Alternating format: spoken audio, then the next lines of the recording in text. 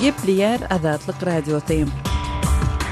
Akşamyz hayrly bolsun hormatly radio dinleýijileri. Şu gün 2017-nji ýylyň 24-nji iýuly hepdeniň duşanbe güni efirde habarlar gündeligi gepleşigimiziň etaty bölegine başlamadan odal täzelikler dinleň. Olaryň mazmuny bilen sizi men Gözel Hudaýberdiýewa tanış edýärim. Awganistanyň Taliban topary kabulda bolan we hökümetiň aýtmana görä 24 adamyň ölümine hem 44 adamyň yaralanmagyna sebäp bolan jandan geçen hüjümçiniň gatnaşmagyndaky hüjümüň jogapkärçiligini öz üstüne aldy. İçeri işler ministrliginiň medeniýet wekili Najib Danish 24-nji ýylda ir sagat 7 töwereginde Kabulyň günbatar böleginde amala aşyrylan hüjümde magdançylar alyp barýan awtobusa zarby urlandygyny aýtdy. Taliban Milli Howpsuzlyk boýunça ministrligine degişlik awtobusa hüjüm edenligini we onuň 37 işgäriniň öldürilenligini öz beýanatynda habar berdi. Kabulyň keselhanasynyň müdiri Salim Rasuli helak bolan adanan 13 adamyň jesediniň we yaralanan 17 adamyň hastahana getirilenligini aýtdy. Şaýatlar hüjümçiniň awtobusa hüjüm edenligini we partlamanyň netijesinde golede ýerleşen binalaryň aýnalarynyň hem döwülenligini aýtdylar.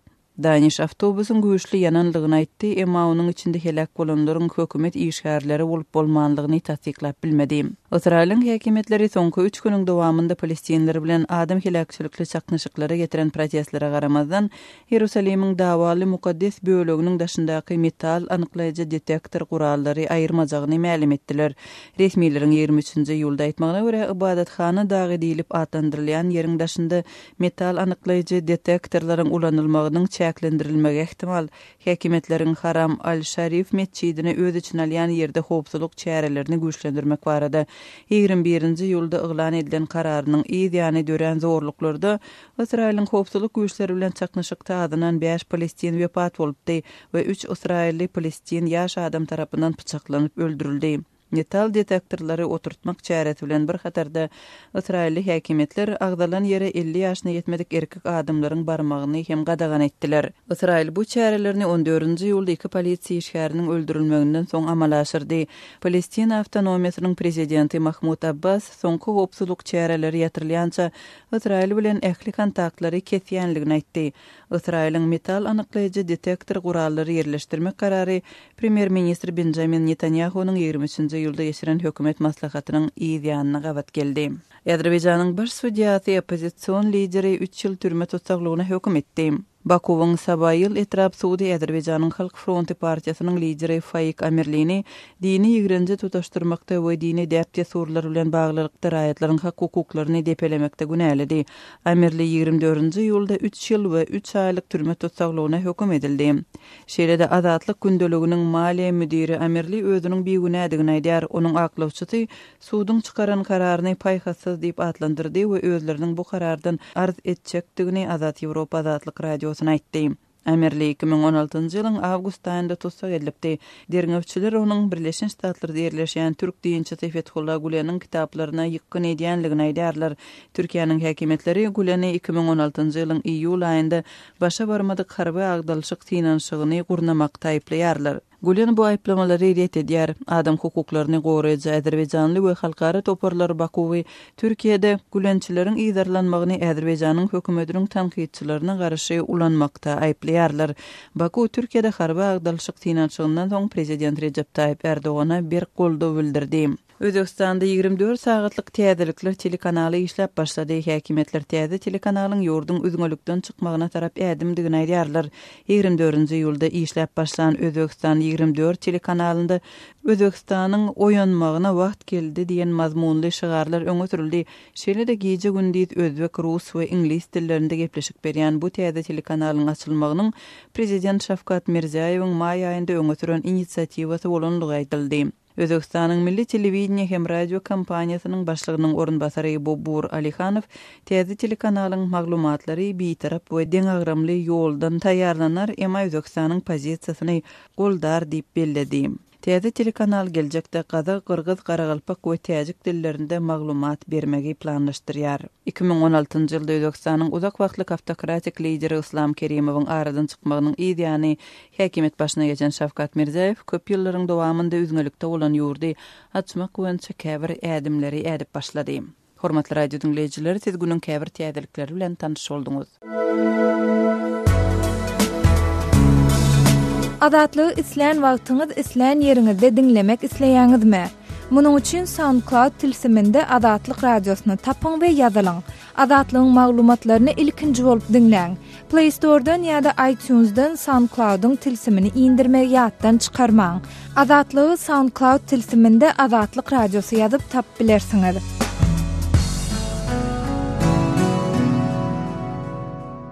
Gepleýär Azatlyk radiosy. Habarlar günnälik gepleşigimizde men Sahra dowam etdirýärin. Russiýanyň MTS kompaniýasy Türkmenistanda iş alyp barmaň şertleri boýunça türkmen häkimetleri bilen gepleşiklerin geçirilýändigini tasdiklady.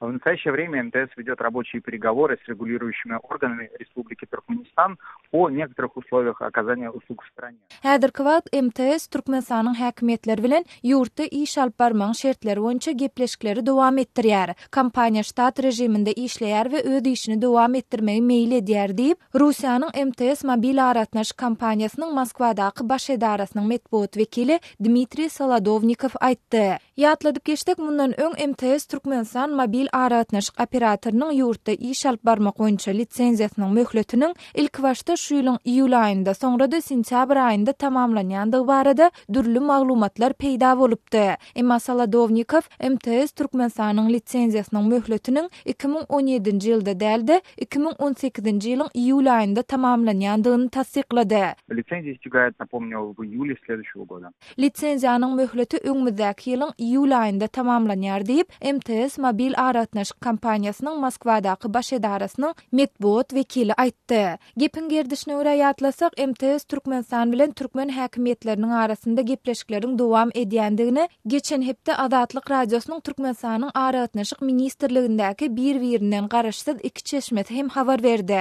Azatlygyň söhbetdeşleriniň aýtmagyna görä, häzirki wagt türkmen tarapy Aýnadar adly täze mobil aratnaşyk operatorynyň MTS Türkmenistanyň infrastrukturasyndan peýdalanmagyna ruhsat berilmegi baradaky ılalaşygy teklip edýär. Azatlyk radiosu MTS mobil aratnaş kompaniýasynyň Moskwadaky baş edarasynyň medeniýet wekilinden Aýnadar mobil aratnaş operatorynyň MTS Türkmenistanyň infrastrukturasyndan peýdalanmak ähtimallygy dogrusynda çykan maglumatlar barada hem sorady. Solodovnikov bu mesele boýunça özleriniň kommentari bermekden saklanýandygyny aýdyp, bu maglumaty ne inkar etdi, ne de tasdiklady. Gepin gerdişine görä ýatlasak, geçen aýyň aýagyna Aşgabatda we ýurdun beýlik welaýetlerinde MTS Türkmenistan mobil aratnaşyk operatory öz hyzmatlar üçin müşterilerden tölegleri kabul etmegi besedipdi. Bu waka Azatlygyň MTS Türkmenistan we Türkmen Telekom kompaniýalarynyň çeşmeleri MTS'iň işgärlerine başga iş gözlemegiň maslahat berilendigi barada habar bermeginiň ideýanyna gabat gelipdi. Aşgabatly ýazyjy we synçy Amanmurat Bugaýewiň aýtmagyna görä, iýun aýynyň ahirinde bolan bir näçe günlük ara kesmeden soň häzirki wagt MTS Türkmenistanyň öz müşterilerden tölegleri diňe ofislerinde kabul edip başlandygyny,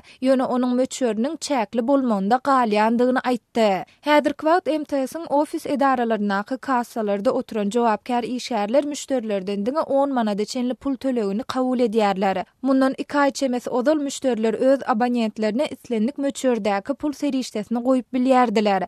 MTS Türkmenistanyň umuman telefon aratnaşy, internet hyzmaty işlese-de, onuň mobil hyzmatyny kodlaryndaky funksiýalaryndan peýdalanyp bolmaýar. Ýagny paýtagtyň köçelerinde ýerleşdirilen ýörite awtomat enjamlar ýa-da söwda dukanlarynda goýulan elektron kassalar arkaly altyn asyr we halkara mobil operatorlaryna tölegleri amala aşyryp bolýan bolsa, MTS Türkmenistanyň töleglerini geçirip bolmaýar diýip Bugaýew aýtdy. Onuň sözlerine görä, Aşgabat şäherindäki Summar Badarynyň Demirgadygynda ýerleşýän MTS'iň ofis edarasynyň jogapkar işgärler häzirlikçe ýagdaýyň nämälim bolmagynda galýandygyny, şol sebäpli özlerini 10 manatdan köp tölegleri kabul etmediligini tawşyrylandygyny aýdýarlar. Sözümiziň ahirine ýatlasak, türkmen häkimetleri MTS'iň ýurtda alyp barýan işini resmi taýdan besedýändigi ýa-da etmeýändigi barada henide çenli resmi beýanat bilen çykyş etmän gelýärler.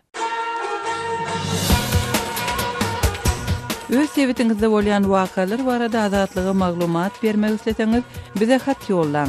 Medeniýet e-mail belgisi gmail.com. Siz suratlaryňyzy we videolaryňyzy hem ýollap bilersiňiz. Azatlyk siziň şahsiýetiňizi gizlenlikde saklar. Siz bolan wakalar barada maglumat beriň. Biz hem habar bereriz. Medeniýet e-mail belgisi gmail.com.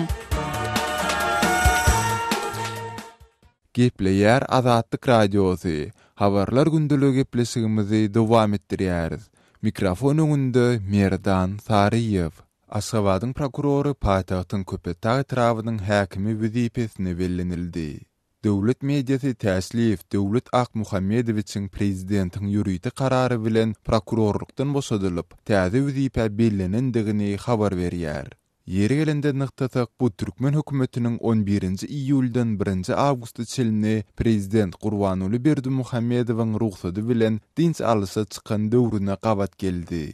RIA Novosti habarlar gullugynyň maglumatyna görä 9-njy iýulda prezidentiň Köpetag etrawynyň şol wagtky häkimi Azimberdi Anaçaryýew wezipesinden boşadandan bäri bu iş ornuny hiç kim bellenilmändir. Köpetag paýtagtyň merkezi etrafy bolup, onuň çäginde Aziýada 2017 oýunlarynyň geçmeli Olimpiýa şäherjigi, şeýle-de prezident köşkleri we bir näçe ministrlikleriň edara jaýlary ýerleşýär. Galy bertede täsliýewiň täze wezipe bellenmegi sentýabrda geçmeli Aziýada 2017 oýunlary bilen baglylykda Aşgabatda alınıp barilen giň gerimli taýýarlyk işlerine gabat geldi. Berdimuhammedow bu işleri öz kontrolünde saklap, wagtol paýtagtyň ýokarysyndan dik uçurly aýlanyp hem gözükçilik edýär. Geçen aýyň soňunda Berdimuhammedow Aziýada 2017 taýýarlyk barada maslahat geçirip, vice-premier Amangeldiýew, şäher häkimi Durduliýew we beýleki resmiýetlere istek öýberen kemçilikleri üçin bir känç yglan etdi. Soňky duýduruşlaryny berdi we käbir kadrlary çalysdy. Şeýle-de Berdimuhammedowyň Aşgabatyň üstünden amala aşyrýan tanyslyk uçuşlarynyň netijesinde paýtagtyň şeýle-de onuň ýaşaýjylarynyň gündelik durmuşyna täsir etirjek işlere badalga berilýär. Bir tarapdan paýtagty awadanystyrmak işleri yglan edilip, onuň çäginde Aşgabatda we onuň eteginde aglawa ýagdaýda degişli kompensasiýa berilmezden 10 miňlerçe ýaşaýyş jaýlary sepleşip duran goşmaçy otoglar ýer-ýekdan edilen bolsa, beýlik tarapdan awat duran jegmeçilik maksatly binalar hem ýumruldy. Mundan başga Aşgabatda ençemi ýyllap oturan saýly baglaryň çapylmagy, bir näçe aý ozul awatlanan merkezi ýollaryň ýene-de ýapylyp, täzeden oňurulyp başlanmagy ýaly ýagdaýlar ýüze çykypdy. Sözümizin ahirinde bellesek ozulky prokuror Täsliýewiň öňünde paýtagtyň merkezi etrawynyň häkimi wezipesinde anyk nähil tawsyrlyklaryň goýulandygy aýdyňlaşdyrylmady. Öz sebitiňizde bolýan wakalar barada azatlyga maglumat bermek isleseňiz, biziň Facebook hasabymyza ýazyň. Bizi gözlegi bölümine Azatlyk Radiosu ýazyp tap bilersiňiz. Siz suratlaryňyzy we videolaryňyzy hem ýollap bilersiňiz. Azatlyk siziň şahsiýetiniňizi gizlinlikde saklar. Siz bolan wakalar barada maglumat beriň, biz hem habar bereriz.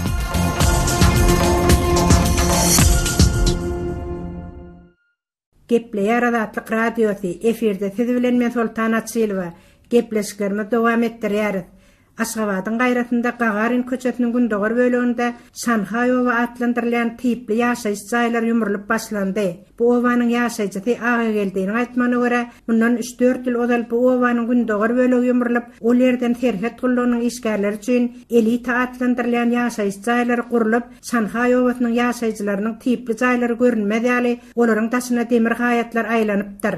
Jaýlaryň daşynyň gabalmagy bilen ýaşaýjylar üçin öz öýlerine hem girip çykmakda uly kynçylyklar döräpdir. Şol sebäpli jaýlary ýumrulayan ýaşaýjylar o diýen gynanyp hem duranoklar. Sebäbi ýaşaýjylar üçin hadyrly ýaşaýyş galman diýip aga geldi aýdýar. Ýaşaýjylar Şanhay owa atlandyrılan bu ýaşaýyş toplumynda häzirki wagtda 100den owrak ýaşaýyş jaýynyň ýumrulýandan aýdýarlar. Adat bolýaly ýaşaýjylar gyssap jaýlaryny ýumurmaga mejbur edýärler. Vilayetlerden gelen alyjylar hem guruluşyk materiallaryny deger-degmez baha satyn alýarlar. Jaýlary ýumurlayan ýaşaýjylara bolsa parahat 7, parahat 8 ýaşaýyş jaý toplumyndan berilýän jaýlary hem jaýlar taýin bolýança garaşmaklyk teklip edilýär diýip ýaşaýjylar bir göç bilen hem diýilmeýändiklaryny aýdýarlar. Hakimiyetleriň 5-nji ady oýulary başlanýança şäheriň içinde göwüllerine ýakmadyk jaýlardan deýinip, mihmanlaryň öňünde şäheriň owadan bolmagyny gazanmak maksady bilen ýaşaýjylar üçin göçüp barmaga jaýlar taýin bolmada da olaryň ýaşap oturan jaýlaryny ýumurmaga mejbur edilýändigi aýdylýar. Ilatyň göç bilen kötenýändikleri, beriljek ýaşaýyş jaýlar taýin bolýança kirene jaýlarda ýaşamaga ýagdaýlary barmy ýokmy? O zatlar hakimiýetleri gyzyklandyrmaýar diýip kirene jaýa göçmäge mejbur olan ýaşaýjy aýdýar. Sanhaýowa atlandyrılan bu owanyň mundan 40-50 ýyl odal hakykatdan hem owa ýeri bolup, şäheriň giňelmegi bilen bu owanyň şäheriň hasabyna goşulandygyny ýaşaýjylar aýdýarlar. Giňden gurulan tipli jaýlarda malary saklamak üçin ýaşaýjylar öz wagtynda uly bastyrmalar edinip, mal ýataklary üçin guruluşyk materiallaryny uly meçlerde sarf edipdirler. Emma guruluşyk materiallaryny alýan alyjylar guruluşyk materiallar üçin 5-6 000 manatdan ýokary baha kesmeýärler. Her kim gynanyp emläni uçypsa da gidýär. Sebäbi Aşgabatyň ýaşaýjylar üçin guruluşyk materiallaryny ertip soňra ony ulana reali hiç bir ýagdaý döredilmeýär. Beriljek diýilen mellek ýerleri berilip, ýaşaýjylaryň özleriniň jaý gurunmagyna ýol berilmeýär. Giň jaýlardan, giň howludan mejbur aýryp 4 diwaryň arasyna dykýarlar. Maşgalan kiçirek bolsa oňuşy etsen bolýar bilen, uly maşgalalar üçin köp gatly jaýlarda ýaşamak diňe kötençlik diýip jaý ýumurlayan awatdaýda hem diýrenýär. Awatdaýdanyň aýtmagyna görä ýumurlayan jaýlaryň öwedine berilýän meýdançaňdan artyk düşen meýdança üçin tölegler hem barha artdyrylýar. Hususy jaýlar ýumurlayan ýaşaýjylar täl artykmaş düşen meýdança üçin hakimiýetlere tölemeli tölege ýagdaýlar bolmandan soňra olar öz hususy meýdançalaryny hem hökümetiň hasabyna geçirip jaýa order almaly bolýarlar. Hususy jaýyňdan aýyrýarlar. Senin howlyňda bar bolan goşmaça guruluşyklaryň hem ýetişdiren ba wagtjalaryň hem mal ýataklaryň hem hemmeti ýele töwürler. Hakimiýetler senin ähli zatyny elinden alyp 4 diwara gaýýarlar. Öz emläňe hususiýetçi bolup eýe boljak bolsaňam ömrüňi bergidar bolup ýaşamaly bolýarsyň diýip ýumurlayan jaýlaryň öwedine berilýän jaýlarda artykmaş düşen meýdança üçin tölegi tölemäge garda batýandyklaryny awatdaýdan ýagtýar. Gepleýär Azatlyk radiosi. Gadyrly dinleýijiler, Azatlyk radiosi türkmen raýatlarynyň haýyşlary esasynda olaryň prezidenti öz problemleri baradaky arzularyny eşdirip bilmeklerine mümkinçilik töretmek maksady bilen hormatly arkadagatly ýürüýte rubrika başlaýar. Bu rubrikasyny siz öz kynçylyklaryňyzy beýan edip, olary efir arkaly eşitdirip, şeýle de Azatlygyň web-saýtyna, sosial ulamlardaky sahypalaryna çap etdirip bilersiňiz. Siz öz hatlaryňyzy Azatlyga hat üstü bilen, telefon arkaly biziň yerli habarçylarymyzyň üstü bilen ýetirip bilersiňiz.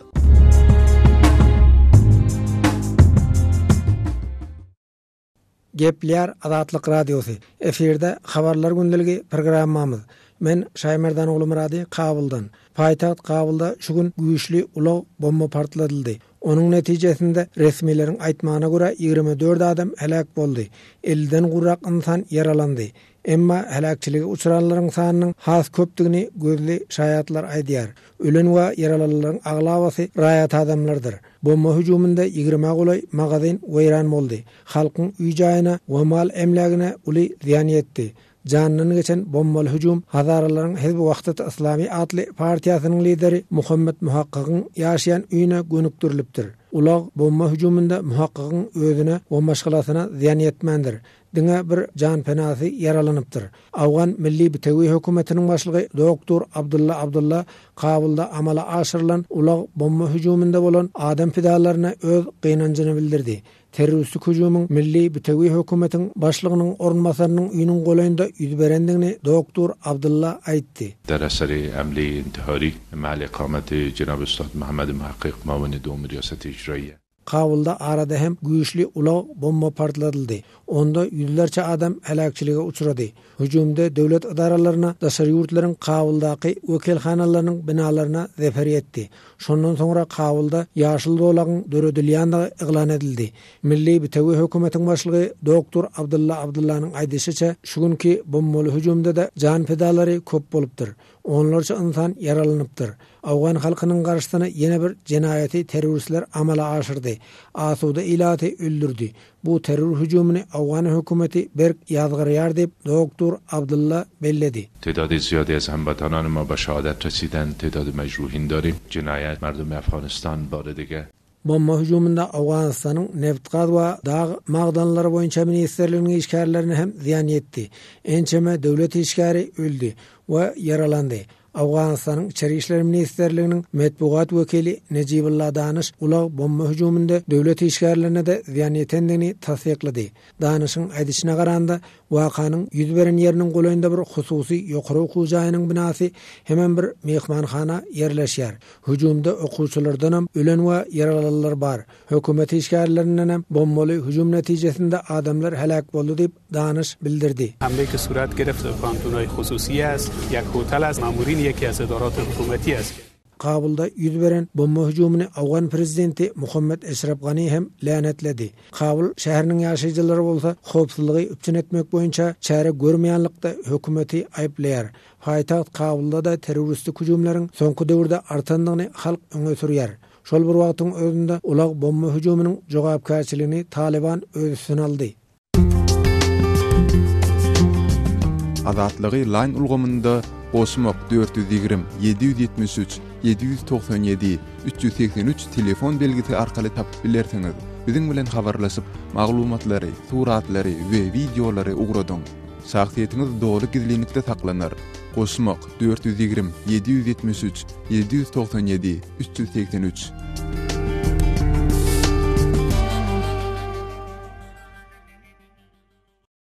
Gepleýär Azatlyk radiosu. Habarlar günnälik gepleşigimizde men Sahra dowam etdirýärin. Owan resmileri Taliban jeňçileriniň Awganistanyň Demirgadynda we merkezinde iki etrafy ele geçirendigini aýdýarlar. Muňa garamazdan ýurdun gorunmak ministerligi çakmyşyklaryň henidem dowam edýändigini ma'lum edýär. Faryab welaýatynyň polisiýasynyň medpuat wekili Abdulkarim Yureşiň aýtmagyna görä, 23-nji iýulda töweşçiler Kohistan etrawyny şolsanda hökümet binalaryny ele saldylar. Faryab welaýatynyň Kohistan etrafy Awganistanyň Türkmenistan bilen serhediniň goloýunda ýerleşýär. Gor welaýat polisiýasynyň başlygy Muhammed Mustafa Mohseni 22-nji iýulda giýişlik bolan çakmyşyklaryň ýa-da Taýwara etrawynyň töweşçiler tarapyndan basylyp alynandygyny aýtdy. Mohseni Gor welaýatynyň naky töweşçilere garşy çakmyşyklarda adından 8 polisiýa işgäriniň öldürilendigini hem belledi. Resmiler Taliban töweşçileriniň Taýwara etrawyndaky keselhanada bir näçe doktor we näsagy öldürendigini belleýärler. Habar agentlikleri yerli resmilere salgylanyp 23-nji iýulda Taliban jeňçileriniň Taýwara etrawyndaky keselhananyň koridorlarynda uwan howpsuzlyk güýçleriniň agdalaryny gözleýän mahaly bir näçe adamy öldürendigini habar berdiler. Keselhanada ölenleriň sanynyň 2-den 10 adama ýetendigi habar berilýär. The Associated Press neşriniň bu welaýatyň saglyk resmiýetine salgylanyp aýtmagyna görä, söwüşçüler näsaklaryň käbirlerini polisiýa ýa-da harby işgärdir öýdüp öldüripdirler. Taliban özüniň ýaýradan beýanatynda Kohistan we Taýwara etraplaryny basyp alandygyny ýlan etdi. Bu aralykda Awganistanyň gorunmak ministerligi hökümet güýçleri bilen söwüşçüleriň arasyndaky çakmyşyklaryň henidem dowam edýändigini nytap, gürüň edilýän iki etrap söwüşçüleriň kontrollugyna geçmedi diýdi. Ýüreş polisiýanyň we howpsuzlyk güýçleriniň welaýatyň Türkmenistan bilen serhetdeş 8 etrafynda jeňçilere garşy söwüşýändigini gürrüň berdi. Azatlyk radiosynyň Awganistanyň habarçysy Şamerdan Gulumradynyň Faryab welaýat geňişiniň käbir deputatlaryna salgylanyp aýtmagyna görä, Awganistanyň Türkmenistan bilen serhetleşýän Faryab welaýatynyň Kohistan etrafynda 200 çemesi Awgan harbysy henidem jeňçileriň gabawynda galýar. Şeýle-de Faryab welaýat geňişiniň agzasy Seyit Abdulbaky Haşema we bu geňişiniň sekretary Ak Muhammed Nura salgylanyp Taliban we Islam döwleti toporlaryna garşy göreşýän Arbaki atly yerli ýaragly toporlaryň hem öz ok däri terişdeleri gutaran soň özlerini Taliban jeňçilerine tapşyrmaga mejbur bolandygyny belledi. Demirgazyk Awganistanyň Faryab welaýatynda böleki 6 etrafy, misal üçin Şirintegap, Döwletabad, Hojasev, Foş, Almar, Gaýsar şu etraplarda da uruş bar ya. Indi şu Demirgazyk Awganistanyň Mazar Şerif şäheri bilen Faryab welaýatynyň paýtagty Memene şäherine birleşdirýän şaýolum ýolagçylar üçin hem ýapyklygyna galýar. Hatda Awgan harbiýlerini kerwany şu ýoldan geçip bilmändir. Türkmenistanyň iýerleýän elektrik togyna da zefer ýetdi. O elektrik togyň sütünlerini jeňçiler raketa atyp ýumrupdyr. hem elektrik linaları üzüldi. Azar inde şu Türkmenistan'ın iýerilýän elektrik tugam kesilip dur. Diýip murady gurrun berdi. Faryap welaýatynyň 14 etrabyndan 9 sansynyň Türkmenistan bilen serhetleşýändigi, 8 sansynda ýagny Hançarwa, Antgoy, Garamgol, Gorgan, Şirintegap, Almar, Gaýsar, Döwletabat ýaly etraplarynda bolsa, etniki türkmenleriň ýaşaýandy aýdylýar. Faryap welaýat geňeşiniň başlygy Muhammed Semi Hayrhan Adatlyk radiosynyň Owansana habarçysyna beren maglumatynda agdalýan etraplarda jeňçiler bilen çaknyşyklaryň dowam edýändigine, olaryň hem söwüşçüleriň kontrollugyna geçmeginiň ähtimaldygyny gurrun berdi. Ýatladyp geçsek, mundan öň ýagny 20-nji iýunda Islam döwleti ekstremist topary ilkinji gedek Demirady Gunwatar Owansanda bir etraby ýagny ýurdun Türkmenistan bilen serhetleşen Jowzjan welaýatynyň Darzap etrabyny basyp alandygyny öňe süripdi. Gepleýär Azatlyk radiosu. Habarlar gündeligi Maksat Ataýew bilen dowam edýär. Aktam Russiýa garşy täze sanksiýalary gözeňine tutýan kanun taslamasyny goldajak ýaly. Aktam Russiýa garşy täze sanksiýalary gözeňine tutýan we Birleşen Ştatlaryň prezidenti Donald Trump'yň ýeki ödüniň özbaşdyk sanksiýalary gowşatmak ýa-da aýyrmak mümkinçiligini çäklendirýän täze kanun taslamasyna garşy däligini ma'lum etdi. Bu arada Aktamyň metbuat wekili Sarah Huckabee Sanders 23-nji iýulda efire berilen telewizion gurrundaşlykda aýtdy. Onun bir günüdol Washingtonda Respublikanlar we Demokratlar agzalyan kanun taslamasy boýunça öz aralaryny ılalaşanlyklaryny ma'lum edipdi. Trump'ın administrasiýasy bu kanuny garşy çykyp gelýärdi. ABC kanalynyň This Week adly programmasyna gatnaşan Sanders, biz kanun taslamasynyň häzirki ýagdaýyny gollaýar we Ukrainadaky ýagdaýlar dol düzelýänçe Russiýa garşy has güýçli sanksiýalar girizmek üçin Senat hemde Wekiller Palatasy bilen hyzmatdaşlyk etmäge dowam ederdi dedi. Trump gaýta Moskwa bilen gatnaşyklary ösdürmek isleýändigini aýdyp gelýär. Bu oza Kongresdäki iki partiýanyň agdalaryna da Russiýanyň Krim ýarymadasyny ele geçirmegine we günnogur Ukrainadaky separatistleri goldamagyna jogap hökmüne girilen sanksiýalary Trump gowşadaýmasyn ýa-da ýatyraýmasyn diýen aradalary döretdi. Trump'ın administrasiýasyny Ukraina bilen baglanyşykly Russiýa garşy girilen sanksiýalary ýatyrmagy niýetlenýändirler diýen pikire ýol açjak alamat entek ýok. Orset özüniň günnogur Ukrainadaky separatistleri ýara we goşun bilen üpçün edýändigini bu baradaky subutnamalary garamazdan ret edip gelýär. Irana we Demiry Koreýa garşy girilmeli sanksiýalar hem öz içine alýan kanun taslamasyny 25-nji iýul güni Wekiller Palatasyna serediler. Ödegine Senat hem agzalyan kanun taslamasyna ses bermeli bolar. Şondan soň kanun çykarjylar bir aýyň dowamyny degişli taslama boýunça karara gelerler. Agzalyan kanun taslamasyna görä, egerde Trump islendik sanksiýany taklajak ýa-da ýatyrjak bolsa, munyň sebäbini Kongresse hat üstü bilen düşündirip hasabet bermeli. Trump'ın täze aratnaşyk direktor Anthony Scaramucci prezidentiň agzalyan kanuny gol çekip çekmezlik barada entek belli bir karara gelmändigini aýtdy. Scaramucci özüniň CNN'e beren interwýusyny Trump bu arada gysga wagtyň içinde netije gelir diýip çak edýärini diýdi. Egerde Trump agzalyan kanun taslamasyny tasdiklamasa, Washingtonyň narazyçylykly syýasy gopgun döremegi ahmal. Sebäbi 2016-njy ýylda geçirilen prezidentlik saýlawlaryna Russiýanyň galtaşygy we Trump'ın adamlarynyň Russiýaly resmiler bilen gatnaşygy Federal Derňe Bürosyna da Kongresse de dengelýär. Ýöne 23-nji iýul güni iki ýokary derejeli senator, ýagny Günorta Dakotaly Respublikan John Thune bilen Marylandly Demokrat Ben Cardin kanun taslamasy senatdan ýeterlik ses bilen geçip Trump'ın vetosynyň ähmiýeti galmaz diýdiler. Birleşen Ştatlaryň prezidenti ýagdaýlary ýazgyrmak üçin 23-nji iýul güni ýene-de Twitter'da çykyş edip özüniň demokrat kandidat Hillary Clinton'y ýeňmeginiň netijelerini salgylany we barlyklary Rus gatyrşygy diýilýän toslamy jadygoý awçylygy atlandyrdy. Birleşen Ştatlaryň aňtaw agentlikleri Clinton'ın kampaniýasyna ziyan ýetirmek üçin Kreml kompýuter hüjümlerini we propaganda kampaniýalaryna buyruk beripdir diýen netije geldi. Trump Twitter'de Rus gatyrşygy diýilýän jadygoý awçylygy dowam edýär. Saýlawdaky ýeňilişe bahany hökmüni aýdylýan gurrunlary iki topar gülýär. Demokratlar we oruslar diýip ýazdy. Hormatly radio dinleýijiler, şunuň bilen habarlar gündeligimiziň şu günkü sanyny geçirip gutarýarys.